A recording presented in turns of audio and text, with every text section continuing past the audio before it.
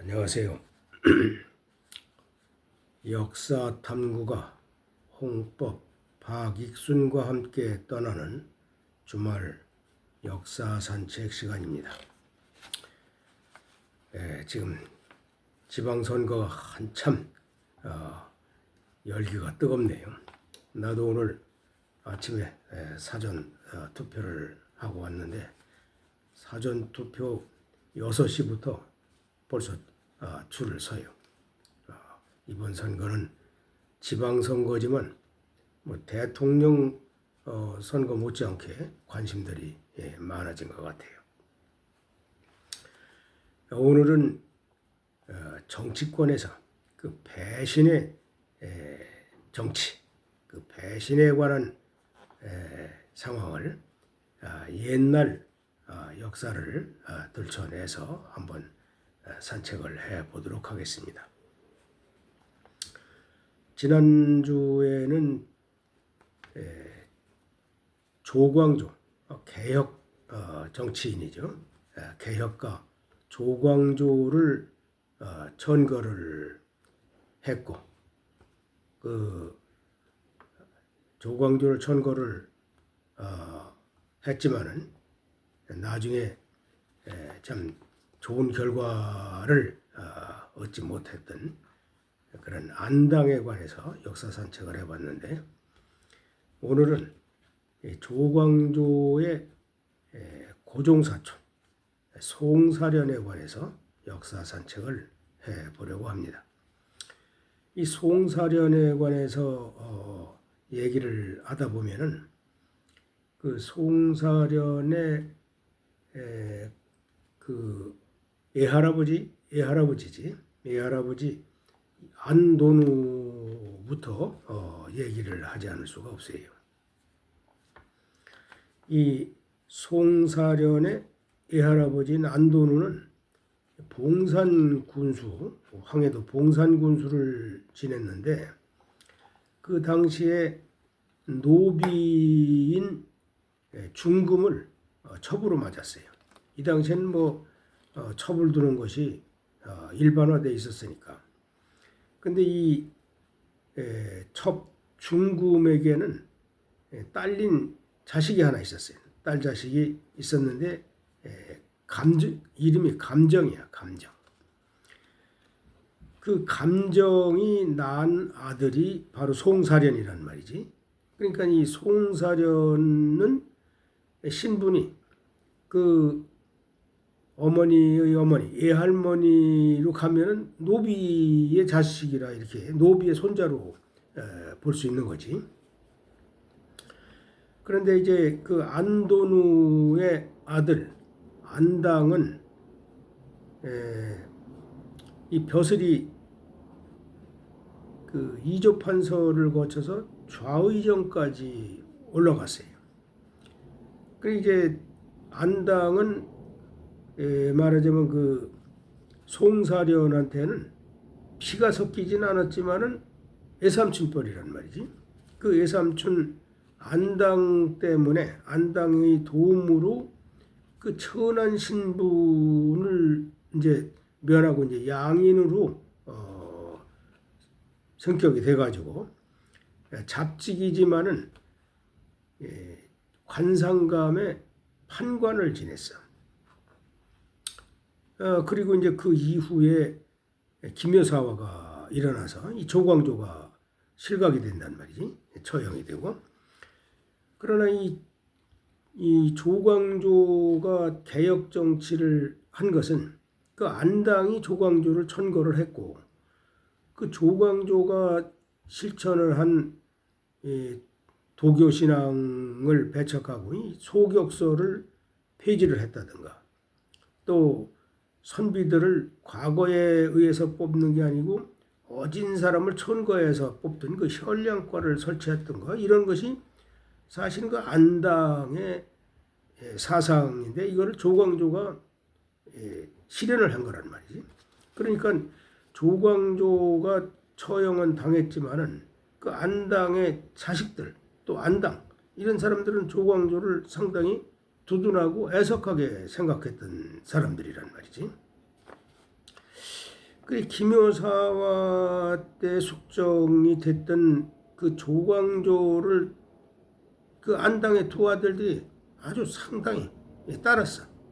그러니까 안처겸과 안처근, 아들이 또 중간에 또 하나 안처함이라고 있는데 그 아들은 여기에 이제 끼지를 않았는데 이 두 아들이 그 김효사화를 일으킨 그 심정, 홍경주 이런 사람들에 대해서 상당히 부정적인 시각을 가지고 그 사랑방에서 이 홍경주, 심정 이런 무리들을 아주 불순한 무리들을 제거하지 않으면 나라가 바로 서지 않는다 이런 모의를 했었는데 그 모의를 바로 이 고종사촌인 송사련이 엿들었어. 그리고 이제 얼마 있다가 그 안당의 부인이 사망을 해서 그 부음을 듣고 찾아온 문상객들과 이제 장례를 도운 일꾼들이 많이 모였을 거 아니에요. 이러한 그 사람들을 그 안처근과 안처겸과 안처근이 그 주장했던 거하고 결부를 시켜가지고 사실은 그게 아닌데 이 사람들이 거사를 일으키는 세력이다 이렇게 꾸며가지고 홍경주, 심정 이런 훈구파들한테 밀고를 했어. 그러니까 이 홍경주는 중종의 장인이란 말이에요, 사실은. 홍경주를 통해서 중종의 기에 보고가 됐고, 이 중종도 처음에는 조광조를 그 훈구 세력을 좀 견제하기 위해서 상당히 두둔을 했었는데 나중에는 너무 과격적이고 너무 왕에게 요구하는 게 많고 그러니까 좀 견제를 하다가 나중에 이제 귀양군에서 사형까지 시킨 그런 형편이란 말이지. 조광조를 별로 좋아하지 않는 상태에서 또 이런 그 영모의 그 보고가 들어가니까 역시 그 안처겸, 안처근 두 형제는 이때 다시 또 처형을 받아 조광조에 이어서 안당의 무리도 안당 아버지도 거기 가담은 안 했지만 그 두 아들들이 그런 모의를 하는데 그걸 묵인을 했다. 알고도 말이지. 이래서 안당도 그때 처형을 돼. 그러니까 사실은 이 송사련은 애삼촌인 안당의 도움을 받아서 신분도 상승이 됐고 그 잡직이지만은 관상감의 판관까지 했던 사람인데 이런 그 은혜를 저버리고서 고별을 한 거야. 그래서 이 안당 일족들을 포함해서 안당을 따르던 무리들이 대거 이 사지로 몰려갔지. 이것이 이제 그 김효사화 후 3년 후에 일어난 그 신사년에 일어나서 신사무옥이라고 그래. 신사년에 거짓된 옥사라는 얘기지. 그 신사무옥이 일어나고 나니까 이제 이 송사련은 그 당시 관상감이라고 하면 정오품 정도 벼슬인데 일약 절충장군으로 일품 벼슬로 승진을 했고 그뿐이 아니고 그 안당이 거느리고 있던 노비나 땅을 전부 송사련이 다 차지를 했어. 그러니까 이 송사련은 신분은 그렇게 격상이 됐지만은 이 도를 중시하는 그 유생들한테는 송사련이 아주 그 나쁜 사람으로 비춰져 있고 그들한테 심한 비난을 받았어. 그리고 이제 송사련이 이렇게 이 신분이 격상이 되니까 그 아들들이 아주 유복한 환경에서 교육을 받게 되죠. 그 중에 이제 송한필이나 송익필, 그 외에도 한 형제들이 많은데 이런 사람들이 두각을 나타냈고 특히 그 송익필은 참 이 똑똑하고 훌륭한 사람이야.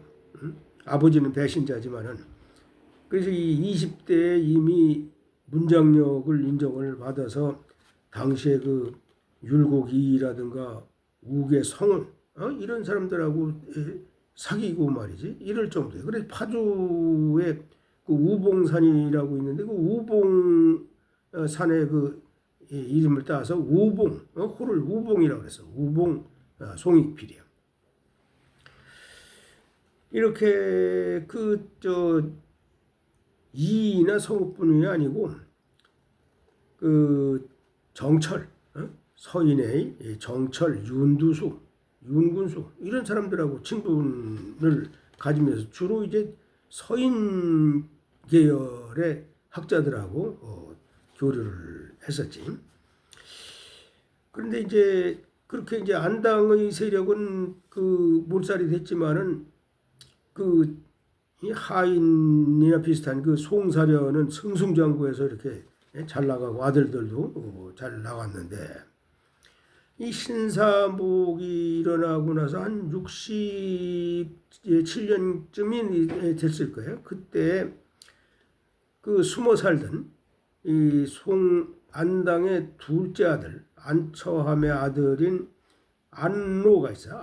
안로의 그 부인 윤 씨가 그 60여 년 전에 일어났던 그 신사년에 일어났던 옥사는 그 사실과 다르다 말이지. 거짓이다. 이런 것을 상소를 해.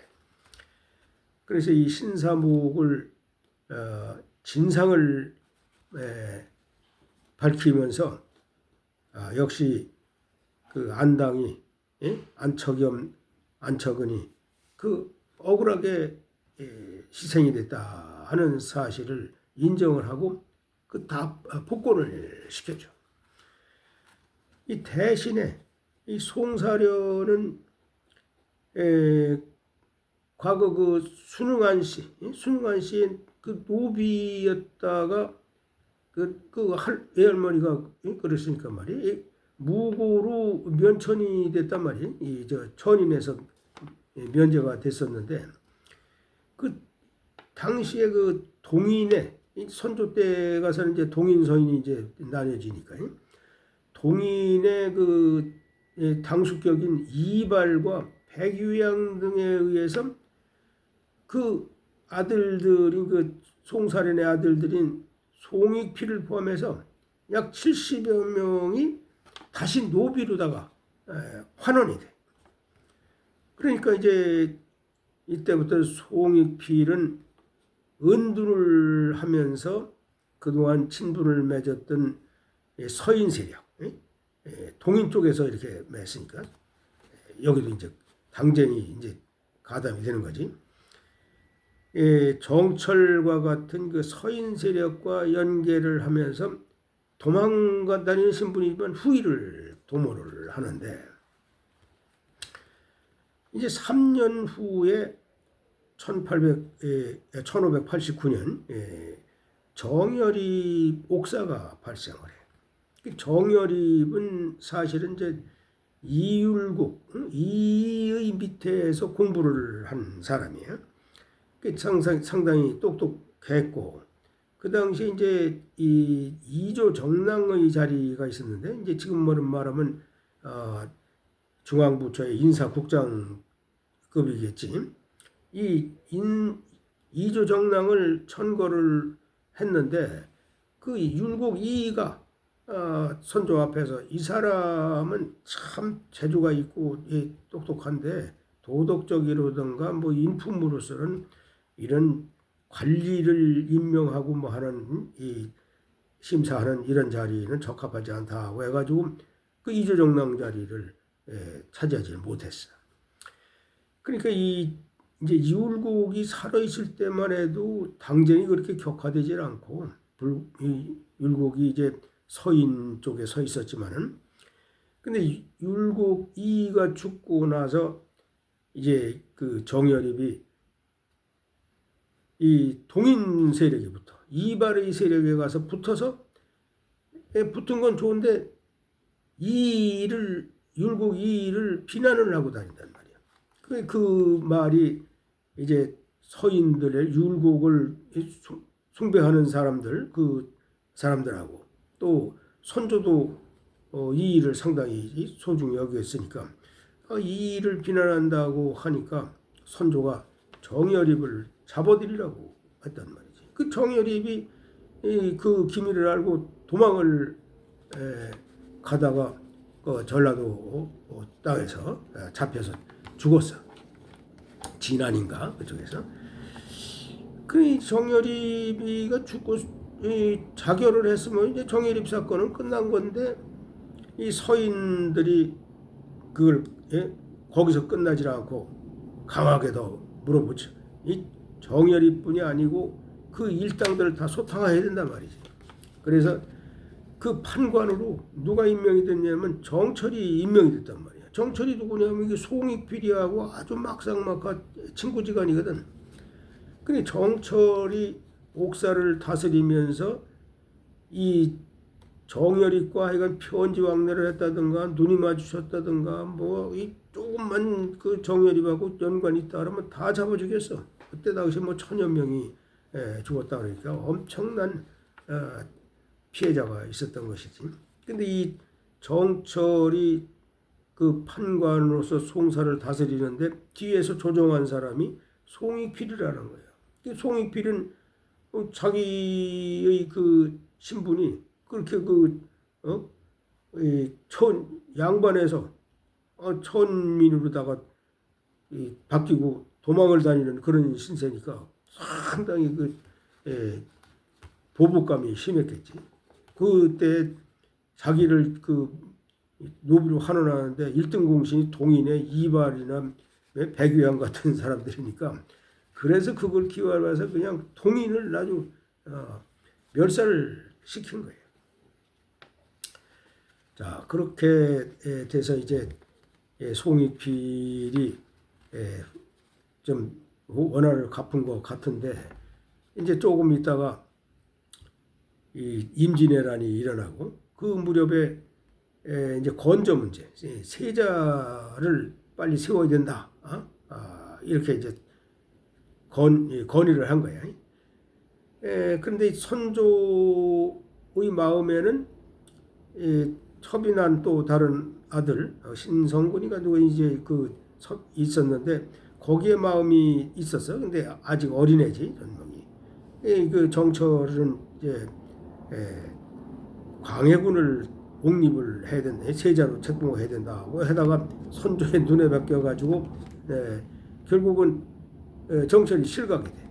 그러니까 이 송익필도 조금 뭐 빛을 조금만 나면은 빛을 보일 수도 있을 것 같은데 다시 또 피신 생활을 해서 숨어 다니고 이러다가 나중에는 이제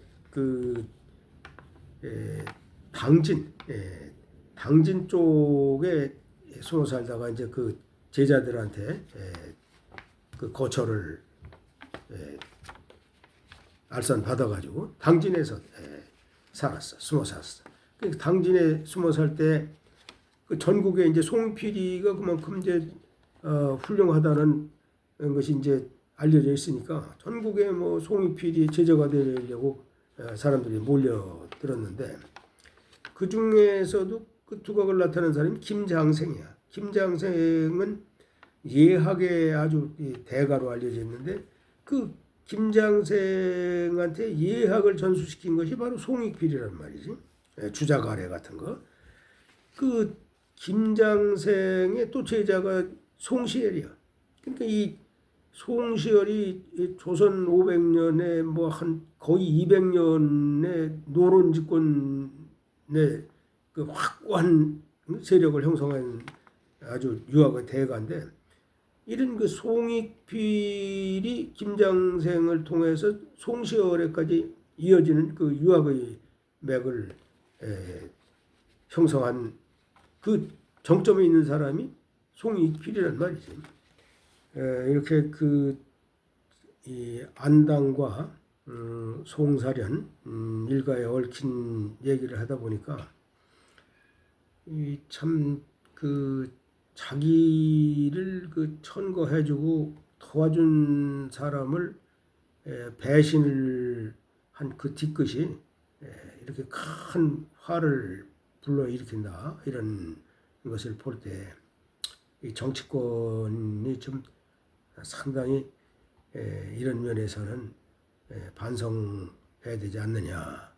비록 정치를 하면서 자기의 그 승리를 위해서 이런 그 행위를 하겠지만은 참 배신은 이 일반 사람보다도 이 정치꾼들의 배신은 상당한 그 후유증이 있다 이런 생각이 들어요.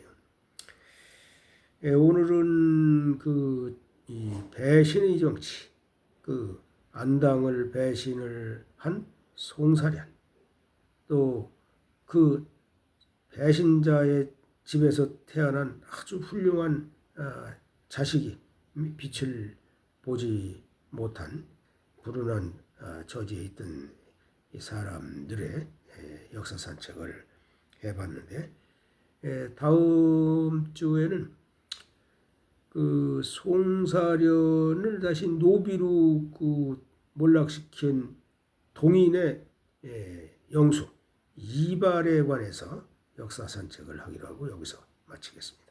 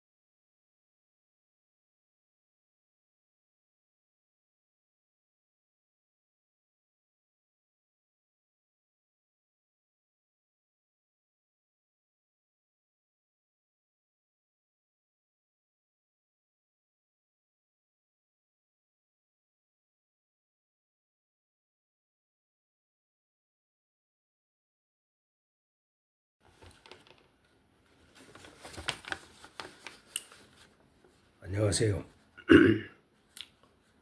역사 탐구가 홍법 박익순과 함께 떠나는 주말 역사 산책 시간입니다. 지금 지방선거가 한참 열기가 뜨겁네요. 나도 오늘 아침에 사전 투표를 하고 왔는데 사전 투표 6시부터 벌써 줄을 서요. 이번 선거는 지방선거지만 뭐 대통령 선거 못지않게 관심들이 많아진 것 같아요. 오늘은 정치권에서 그 배신의 정치, 그 배신에 관한 상황을 옛날 역사를 들춰내서 한번 산책을 해보도록 하겠습니다. 지난주에는 조광조 개혁 정치인이죠. 개혁가 조광조를 천거를 했고, 그 조광조를 천거를 했지만은 나중에 참 좋은 결과를 얻지 못했던 그런 안당에 관해서 역사 산책을 해봤는데, 오늘은 조광조의 고종사촌 송사련에 관해서 역사 산책을 해보려고 합니다. 이 송사련에 관해서 얘기를 하다 보면은 그 송사련의 그 애할아버지 안돈우부터 얘기를 하지 않을 수가 없어요. 이 송사련의 애할아버지인 안돈우는 봉산군수, 황해도 봉산군수를 지냈는데, 그 당시에 노비인 중금을 첩으로 맞았어요. 이 당시에는 뭐 첩을 두는 것이 일반화되어 있었으니까. 근데 이 첩 중금에게는 딸린 자식이 하나 있었어요. 딸 자식이 있었는데 이름이 감정이야, 감정. 그 감정이 낳은 아들이 바로 송사련이란 말이지. 그러니까 이 송사련은 신분이 그 어머니의 어머니, 애할머니로 가면은 노비의 자식이라, 이렇게 노비의 손자로 볼 수 있는 거지. 그런데 이제 그 안돈우의 아들 안당은 이 벼슬이 그 이조판서를 거쳐서 좌의정까지 올라갔어요. 그리고 이제 안당은 말하자면 그 송사련한테는 피가 섞이진 않았지만은 애삼촌뻘이란 말이지. 그 애삼촌 안당 때문에, 안당의 도움으로 그 천한 신분을 이제 면하고 이제 양인으로 성격이 돼가지고 잡직이지만은 관상감의 판관을 지냈어. 그리고 이제 그 이후에 기묘사화가 일어나서 이 조광조가 실각이 된단 말이지. 처형이 되고.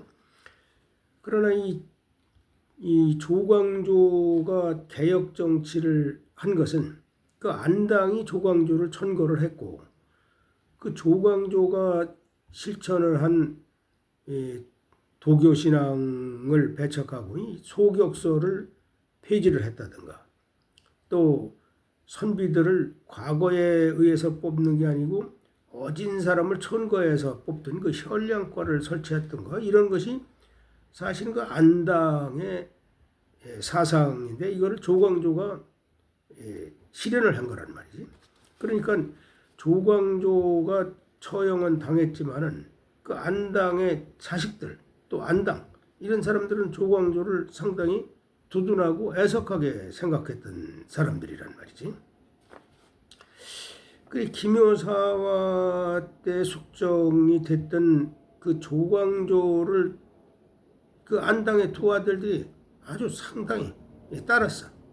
그 안처겸과 안처근, 아들이 또 중간에 또 하나 안처함이라고 있는데 그 아들은 여기에 이제 끼지를 않았는데, 이 두 아들이 그 기묘사화를 일으킨 그 심정, 홍경주, 이런 사람들에 대해서 상당히 부정적인 시각을 가지고 그 사랑방에서 이 홍경주, 심정, 이런 무리들을, 아주 불순한 무리들을 제거하지 않으면 나라가 바로 서지 않는다, 이런 모의를 했었는데, 그 모의를 바로 이 고종사촌인 송사련이 엿들었어.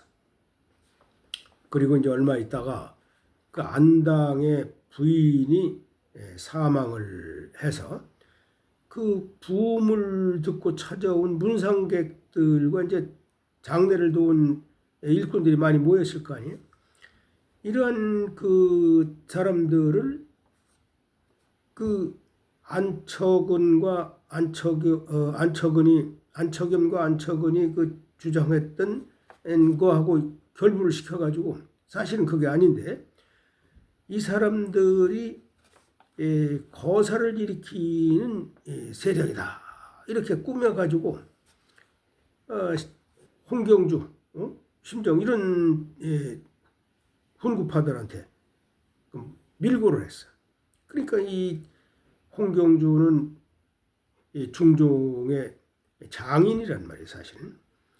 홍경주를 통해서 중종의 기에 보고가 됐고, 이 중종도 처음에는 조광조를 그 훈구 세력을 좀 견제하기 위해서 상당히 두둔을 했었는데 나중에는 너무 과격적이고 너무 왕에게 요구하는 게 많고 그러니까 좀 견제를 하다가 나중에 이제 귀양군에서 사형까지 시킨 그런 형편이란 말이지.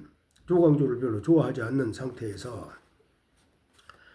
또 이런 그 영모의 그 보고가 들어가니까 역시 그 안척은 두 형제는 이때 다시 또 처형을 받아 조광조에 이어서 안당의 무리도 안당 아버지도 거기 가담은 안 했지만 그 두 아들들이 그런 모의를 하는데 그걸 묵인을 했다. 알고도 말이지. 이래서 안당도 그때 처형을 돼요. 그러니까 사실은 이 송사련은 애삼춘인 안당의 도움을 받아서 신분도 상승이 됐고 그 잡직이지만은 관상감의 판관까지 했던 사람인데 이런 그 은혜를 저버리고서 고별을 한 거야. 그래서 이 안당 일족들을 포함해서 안당을 따르던 무리들이 대거 이 사지로 몰려갔지. 이것이 이제 그 김효사와 후 3년 후에 일어난 그 신사년에 일어나서 신사무옥이라고 그래. 신사년에 거짓된 옥사라는 얘기지. 그 신사무옥이 일어나고 나니까 이제 이 송사련은 그 당시 관상감이라고 하면 정오품 정도 벼슬인데 일약 절충장군으로 일품 벼슬로 승진을 했고 그뿐이 아니고 그 안당이 거느리고 있던 노비나 땅을 전부 송사련이 다 차지를 했어. 그러니까 이 송사련은 신분은 그렇게 격상이 됐지만은 이 도를 중시하는 그 유생들한테는 송사련이 아주 그 나쁜 사람으로 비춰져 있고 그들한테 심한 비난을 받았어. 그래 이제 송사련이 이렇게 이 신분이 격상이 되니까 그 아들들이 아주 유복한 환경에서 교육을 받게 되죠. 그 중에 이제 송한필이나 송익필, 그 외에도 한 형제들이 많은데 이런 사람들이 두각을 나타냈고 특히 그 송익필은 참 이 똑똑하고 훌륭한 사람이야. 아버지는 배신자지만은 그래서 이 20대에 이미 문장력을 인정을 받아서 당시에 그 율곡이라든가 우계성은 이런 사람들하고 사귀고 말이지 이럴 정도예요. 그래서 파주에 그 우봉산이라고 있는데 그 우봉산의 그 이름을 따서 우봉 호를 우봉이라고 그랬어. 우봉 송익필이야. 이렇게 이이나 성읍뿐이 아니고 그 정철 서인의 정철, 윤두수, 윤군수 이런 사람들하고 친분을 가지면서 주로 이제 서인 계열의 학자들하고 교류를 했었지.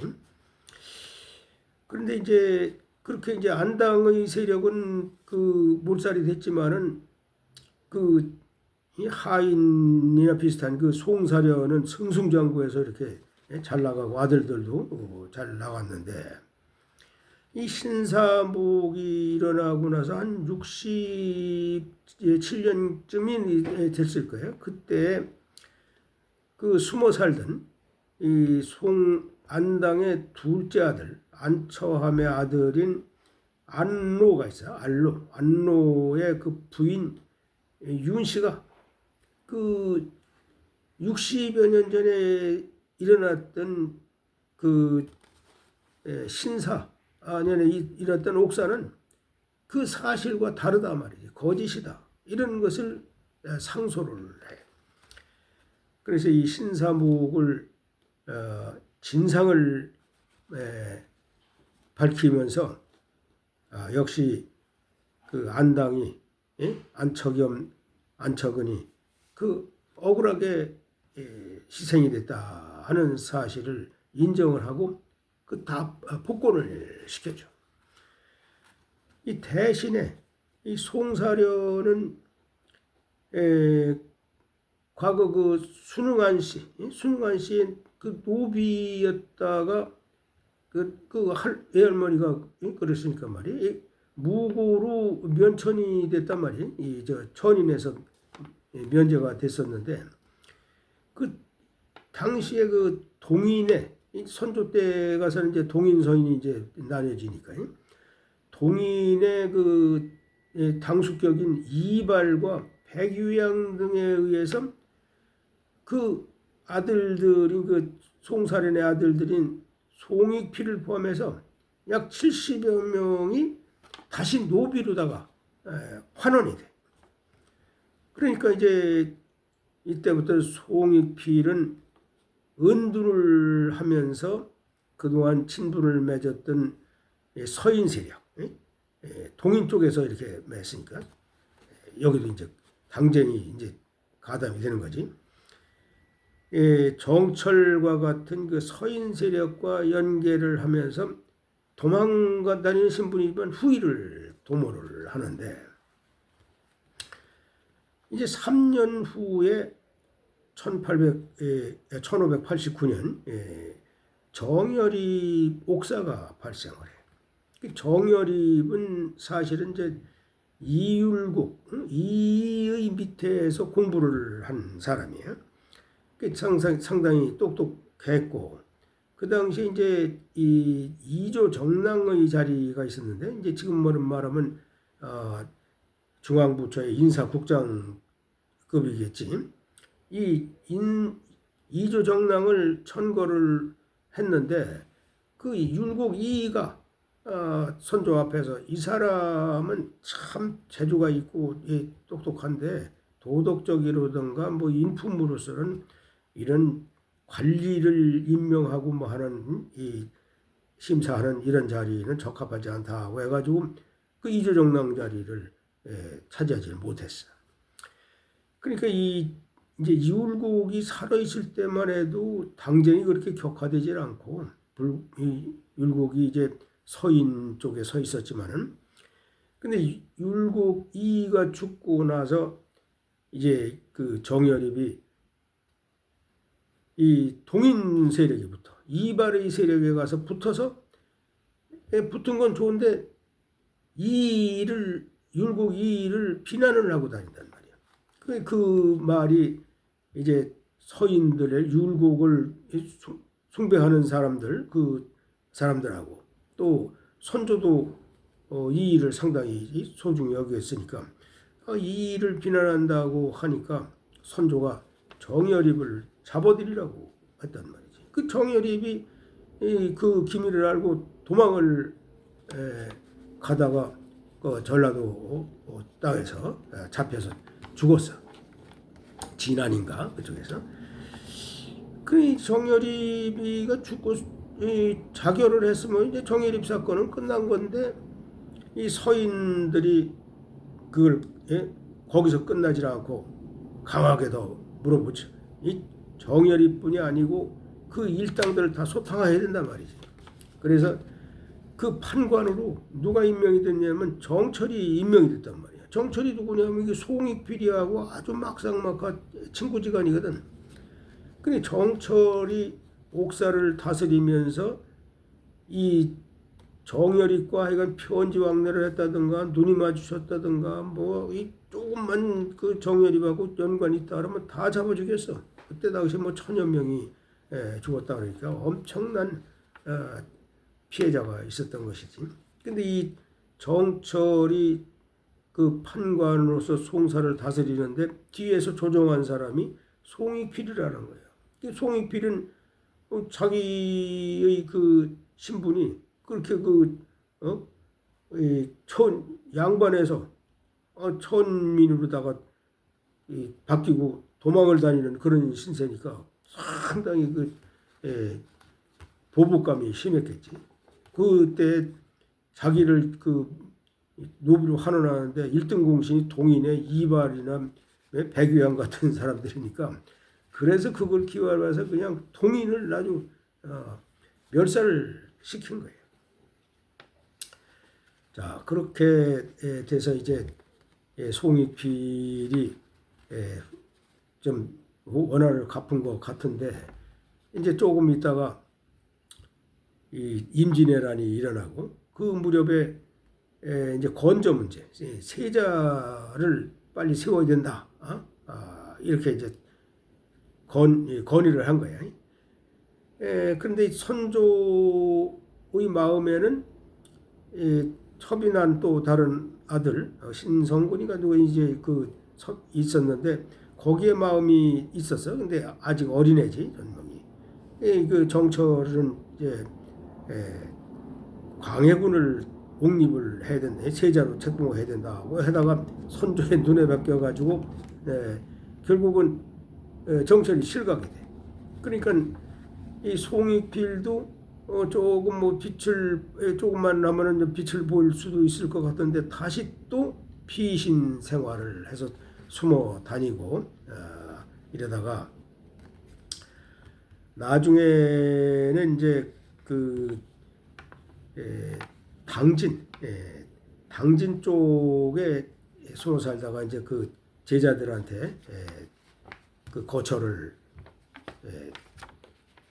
알선 받아가지고 당진에서 살았어. 숨어 살았어. 그러니까 당진에 숨어 살 때 그 전국에 이제 송필이가 그만큼 이제 훌륭하다는 것이 이제 알려져 있으니까 전국에 뭐 송익필이 제자가 되려고 사람들이 몰려들었는데 그 중에서도 그 두각을 나타낸 사람이 김장생이야. 김장생은 예학의 아주 대가로 알려져 있는데 그 김장생한테 예학을 전수시킨 것이 바로 송익필이란 말이지. 주자가래 같은 거. 그 김장생의 또 제자가 송시열이야. 그러니까 이 송시열이 조선 500년에 뭐 한 거의 200년의 노론 집권의 그 확고한 세력을 형성한 아주 유학의 대가인데 이런 그 송익필이 김장생을 통해서 송시열에까지 이어지는 그 유학의 맥을 형성한 그 정점에 있는 사람이 송익필이란 말이지. 그래서 이제 그 송익필은 이렇게 그 제자들을 기르다가 결국 이 당진에서 사망을 했고 송익필이 이제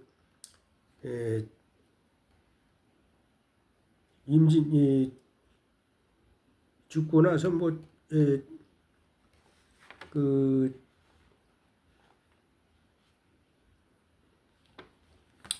송익필이 죽고 나서는 이제 나중에 그 김장생에 의해서 이제 송익필도 그 복권이 됐어요. 회복이 됐어요. 근데 이렇게 이 안당과 송사련 일가에 얽힌 얘기를 하다 보니까 이 참 자기를 천거해주고 도와준 사람을 배신을 한 그 뒤끝이 이렇게 큰 화를 불러일으킨다 이런 것을 볼 때 이 정치권이 좀 상당히 이런 면에서는 반성해야 되지 않느냐. 지금도 뭐 나도 오늘 사전 투표를 하고 왔고 6월 3일 이제 지방선거가 완료되지만은 지금 그 야당 내에서도 그 배신이 그 정치로 인해 가지고 치고받고 하는 것이 아주 뭐 인구에 해자되고 있는데 비록 정치를 하면서 자기의 그 승리를 위해서 이런 그 행위를 하겠지만은 참 배신은 이 일반 사람보다도 이 정치꾼들의 배신은 상당한 그 후유증이 있다 이런 생각이 들어요. 오늘은 그 이 배신의 정치, 그 안당을 배신을 한 송사련, 또 그 배신자의 집에서 태어난 아주 훌륭한 자식이 빛을 보지 못한 그 송사련과 같은 불운한 처지에 있던 이 사람들의 역사 산책을 해봤는데 다음 주에는 그 송사련을 다시 노비로 그 몰락시킨 동인의 영수 이발에 관해서 역사 산책을 하기로 하고 여기서 마치겠습니다.